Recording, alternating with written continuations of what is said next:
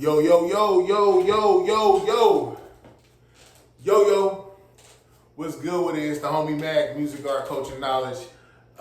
This is another quick, just book session. Not necessarily a book session as far as Mackin' with Mac book review series, not to that extent. But I'm just going to talk about real quick, give a brief synopsis of 3 pieces of literature that have had a profound impact on me. It gave me context for the greater life equation, things that have played out in life and why things are the way they are presently as such. This is part 1, but as time goes on, I'm going to give you guys more books. I'm going to do them in 3s. I'm not going to tell you off top which books they are. I'm just going to pull them out of my bag right here. You know, you guys can't see it. I'm gonna pull them out of my bag and just expound. Okay, so the first book is The Autobiography of Malcolm X, as told to Alex Haley. Man, oh man, oh man. I can't say enough about this book. I've read it front to back, back to front.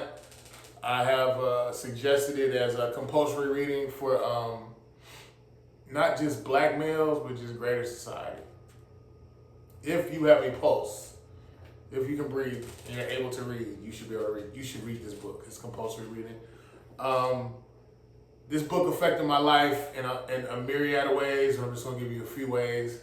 One, this book showed me the power of transformation through education.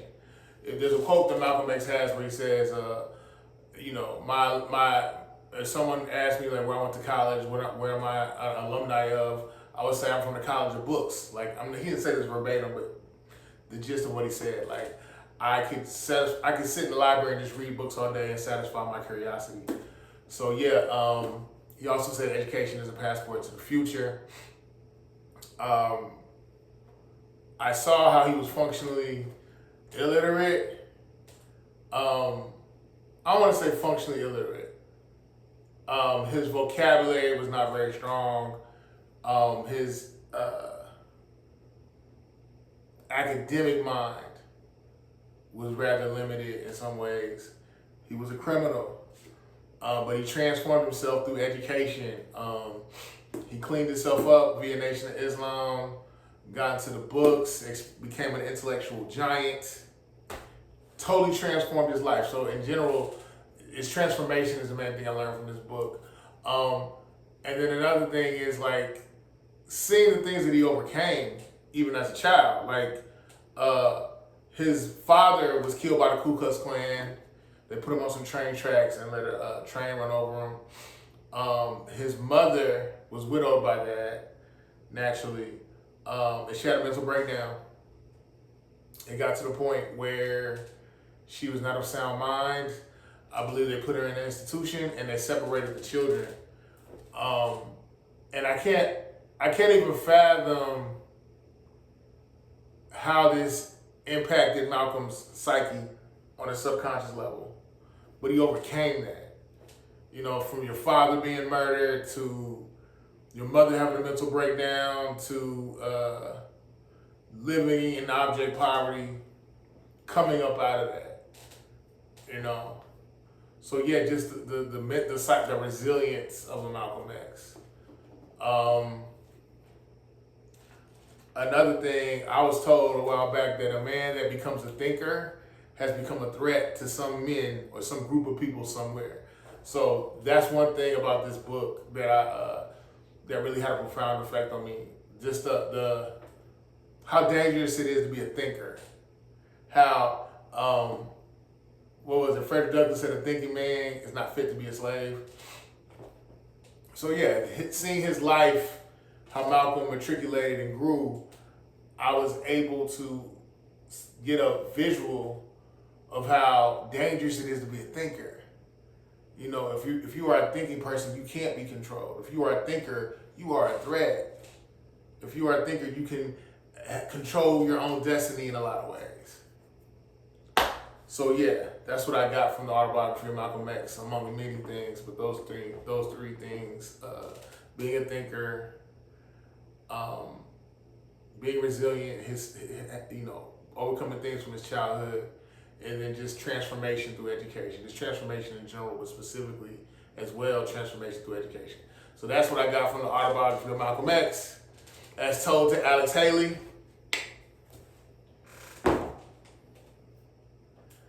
Second piece of literature: How White Folks Got So Rich. The untold story of American white supremacy. See it? How white folks got so rich. The untold story of American white supremacy. There is no author per se, but I can tell this was like not just one writer, but a multiple group of writers. I want to say the Nation of Islam had the direct hand in this, and I only surmised that from looking at the back of the book and the books that it suggests. Defending Farrakhan, books 1 and 2, The Secret Relationship Between Blacks and Jews, volumes 1, 2, and 3. So yeah, I know that the Nation of Islam had a direct hand in that, especially with the secret relationship between Blacks and Jews. It is a fact that the Nation of Islam was behind that. So yeah, the main thing that I got from this is it's not by happenstance that Black people of color, have been subjugated, have been marginalized, and I didn't need to read this book to know this, but it gave me greater detail. And the gist of this whole book is basically this country was designed for wealthy white men to own property. This country was designed for wealthy white men to have assets. This country was designed for white male hegemonic patriarchy to be at the top. And when I say hegemonic patriarchy, just basically white men working in league with money, wealthy white men working amongst each other in league to build an infrastructure, and everyone is underneath them. They are meant to be at the top. Wealthy white men and the burden bearers of society were all non-white men.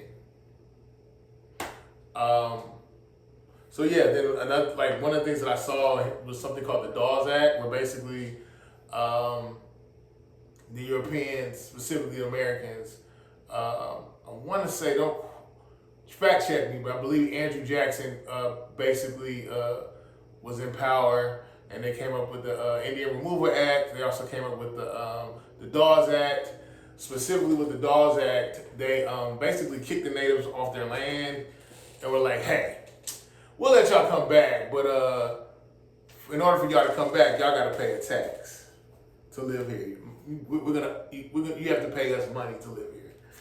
Secondly, vagrancy laws, seeing how if you were a Black man and you were unemployed and they just saw you hanging out, they'd arrest you. Or even worse, they say, hey, we know you don't want to go to jail. So what we'll do is we'll either arrest you, or you can work for Billy Joe down the street, Billy Bob, Billy Joe, for free. For free. Hard labor for nothing. You get no money. But the trade-off is, if you want to call it a trade-off, you don't lose your freedom. You're not incarcerated. There's a book called Slavery by Another Name that goes into detail with that. This book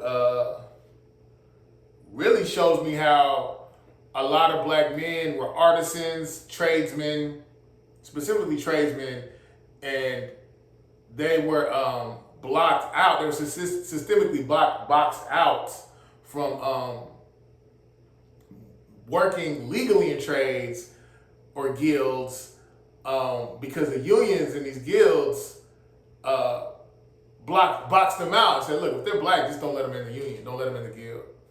So what happens, since Black men weren't able to legally get the licensing, they were boxed out.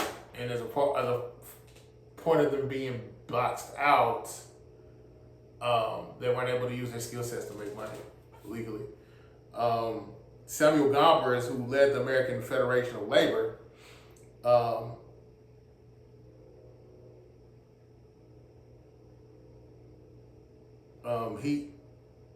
He's hold up.